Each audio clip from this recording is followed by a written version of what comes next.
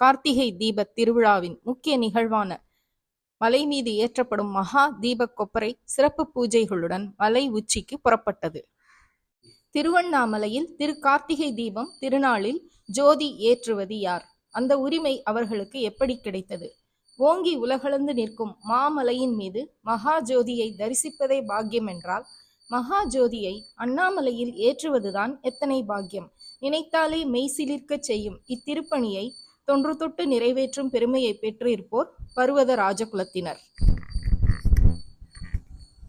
திருவண்ணாமலையில் கார்த்திகையில் நடைபெறும் தீப திருவிழாவின் நிறைவாக அண்ணாமலை மீது மகா தீபம் ஏற்றும் உரிமையை பெற்று அப்பணியை தொடர்ந்து நிறைவேற்றி வருகிறார்கள் அவர்கள். திருவண்ணாமலை நகரில் மட்டும் அவர்களின் சுமார் 2000 குடும்பங்கள் உள்ளன. அவர்களில் 5 வம்சாவளியாக உள்ள குடும்பத்தைச் சேர்ந்தவர்கள் மலை மீது தீபம் ஏற்றும் உரிமையை நிறைவேற்றுகின்றனர். இறை ஜோதியை ஏற்றும் உரிமை இவர்களுக்கு எப்படி கிடைத்தது? பர்வத ராஜகுல வம்சத்தின் வழிவந்த பர்வத ராஜனின் அருந்தவ புதல்வியாக அவதரித்தார் பார்வதி தேவி. பர்வத ராஜகுலத்தினர் மீன்பிடி தொழிலை மேற்கொள்வதால் மீனவர்கள் என்றும், செம்பொன்னால் செய்யப்பட்ட படகில் சென்று மீன் பிடித்ததால் செம்படவர்கள் என்றும் அழைக்கப்பட்டனர். பார்வதி தேவியார் அவதரித்த மரபைச் சேர்ந்தவர்கள்தான் தொன்று தொட்டு திருவண்ணாமலை மலை உச்சியில் மகாதீபம் ஏற்றும் திருப்பணியை நிறைவேற்றி வருகின்றனர். முன்னொரு காலத்தில் பிரம்ம ரிஷிகளின் தியானத்தை கலைக்கும் வேளையில் அசுரர்கள் ஈடுபட்டனர்.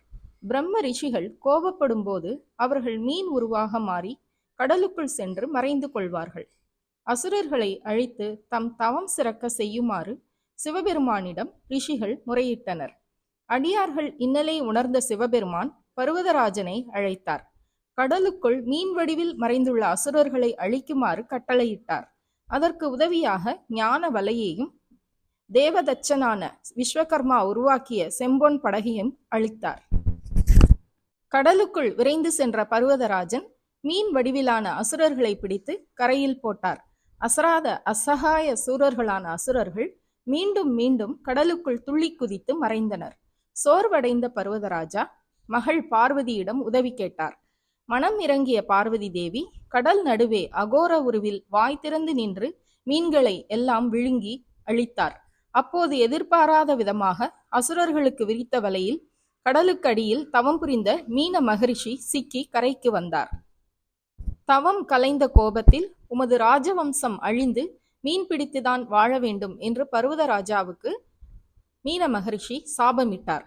இதனால் அதிர்ந்த பர்வதராஜா ஓடோடி சென்று சிவனிடம் முறையிட்டார். கருணை கொண்ட சிவனும் கார்த்திகை திருநாளில் திருவண்ணாமலையில் ஜோதி பிழம்பாக காட்சி தருவேன். அந்த ஜோதியை ஏற்றும் பணியை பர்வதராஜ வம்சத்தினர்தான் ஏற்ற வேண்டும். ஜோதியை தரிசிக்கும் கோடிக்கணக்கான பக்தர்கள் அண்ணாமலைக்கு அரோகரா என்னும் முழக்கத்தின் புண்ணியமெல்லாம் பர்வதராஜ குலத்திற்கே சென்று சேரும் என வரம் அருளினார். அதன்படியே காலம் காலமாக பர்வதராஜ குலத்தினர் திருவண்ணாமலையில் ஜோதி ஏற்றும் பணியை நிறைவேற்றி வருகின்றனர். தீபம் ஏற்றுவதற்காக தேர்வு செய்யப்படும் 5 பேர் ஒரு மண்டலம், அதாவது 48 நாட்கள் விரதம் இருக்கிறார்கள்.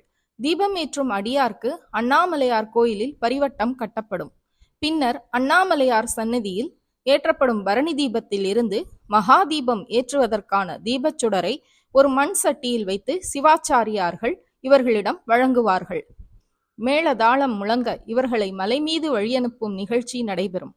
மண் சட்டியில் ஏந்தி செல்லும் தீபச்சுடரை அணையாமல் 2668 அடி உயர மலை உச்சிக்கு கொண்டு செல்வார்கள். மலை மீது வைக்கப்பட்டுள்ள மகாதீப கொப்பரையில் நெய்யும் திரியும் இட்டு அதன் மீது கற்பூர கட்டிகளை குவிக்கிறார்கள்.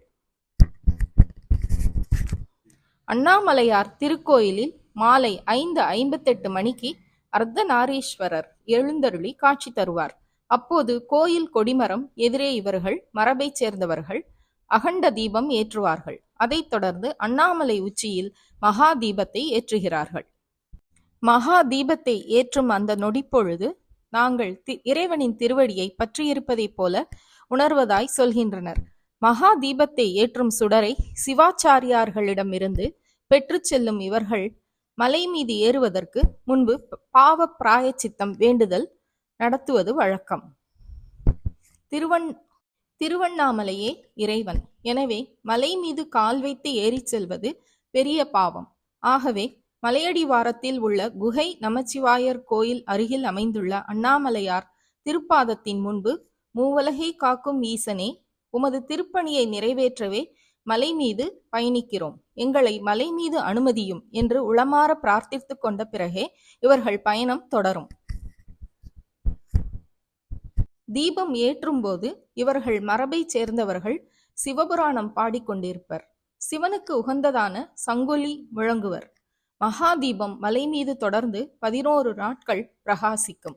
ஒவ்வொரு நாளும் அண்ணாமலையார் கோயிலில் இருந்து தீபம் ஏற்றுவதற்கான கற்பூரம் மற்றும் திரியை இவர்களே பெற்றுச் செல்வர்.